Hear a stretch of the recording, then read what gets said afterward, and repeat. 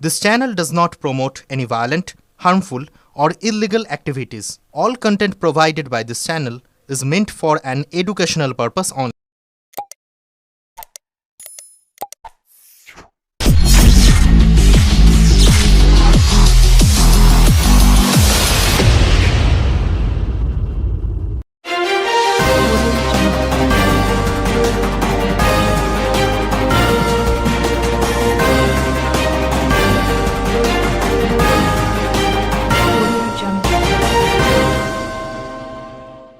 তৃণমূল নেতার হত্যাকারীদের শাস্তির দাবিতে কালো ব্যাচ পরে মৌন মিছিল কানাইপুরে হাঁটলেন পরিবহন মন্ত্রী, পুরপ্রধান, পঞ্চায়েত প্রধান সহ এলাকার সাধারণ বহু মানুষ এবং ব্যবসায়ীরা।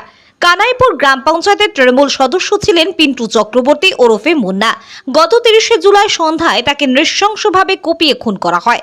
ঘটনার তদন্তে পুলিশ 4 জনকে গ্রেপ্তার করেছে। কানাইপুরের এক সময়ের গ্যাংস্টার বাঘা ও তার ভাই বিশা এই খুনের মূল পাণ্ডা বলে জানিয়েছে পুলিশ।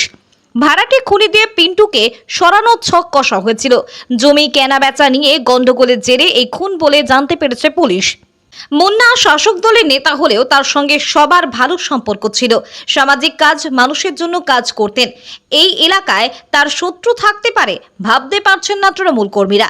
পরিবহন মন্ত্রী শ্রেয়াশিস চক্রবর্তী বলেন, আমরা একসঙ্গে পড়েছি, আমার বন্ধু ছিল, তাই সবসময় আলোচনা করত কি করে কাজ করা যায়।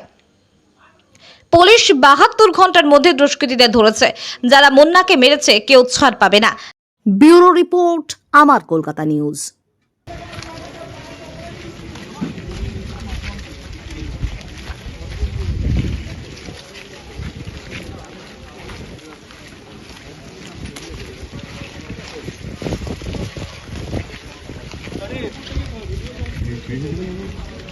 দিয়ে দেখুন অনেক বড় মিছিল আছে।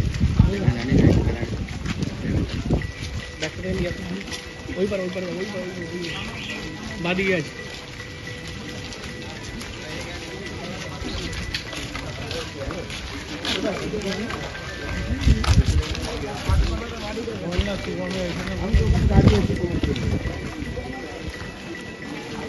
আগে বেরিয়ে গেল, আগে বেরিয়ে গেল।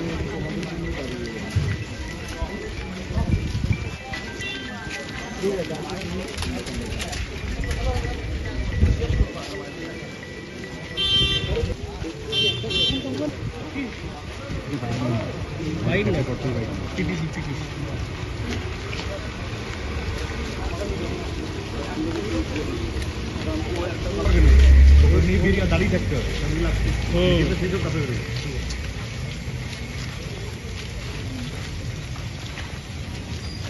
কিন্তু পিন্টু অত্যন্ত জনপ্রিয় একটি ছেলে ছিল এবং সে যেমন পঞ্চায়েতের সদস্য ছিল তেমনি সমাজসেবী ছিল এবং প্রত্যেকে দলমত নির্বিশেষে সকলের সাথে তার যোগাযোগ ছিল এবং প্রত্যেকেরই যা প্রয়োজন সে চেষ্টা করত সেগুলো যাতে পূরণ করা যায় এবং এলাকার ডেভেলপমেন্টের জন্য তার অফুরন্ত উদ্যোগ আমি লক্ষ্য করেছি।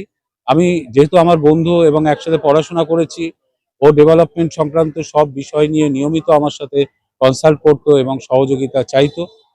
তো সেখানে আমি কিভাবে তার শত্রু তৈরি হলো এবং সেই শত্রুরা তার প্রাণটাকে কেড়ে নিল অকালে, এর জন্য কানাইপুরের সমস্ত মানুষ আজকে মর্মাহত এবং আমরাও এই যে কষ্ট, যে যন্ত্রণা আমরা পিন্টুর জন্য যে মানসিক যন্ত্রণার মধ্যে আমরা আছি সেটা, এবং তার পরিবারও রয়েছে এবং পিন্টুকে তো আমরা ফিরিয়ে তার পরিবারের হাতে দিতে পারবো না, কিন্তু ইতিমধ্যেই বলে রাখি যে পুলিশ প্রশাসন অত্যন্ত সক্রিয়তার সঙ্গে 72 ঘন্টার মধ্যে দুষ্কৃতীদের গ্রেপ্তার করেছে।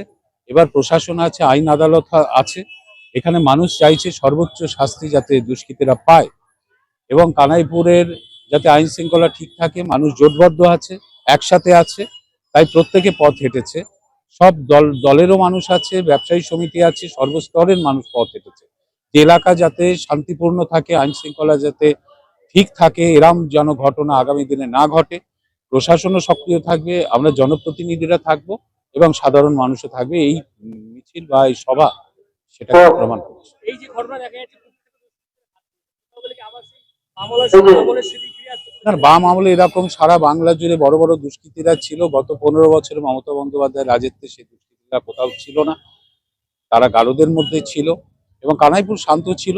আবারও একটা ঘটনা ঘটলো, এখন পুলিশ তদন্ত করছে, তদন্ত করে সেই অনুযায়ী ব্যবস্থা হবে, বিচার হবে, শাস্তি হবে, যারা করেছে তাদের তো শাস্তি হবে।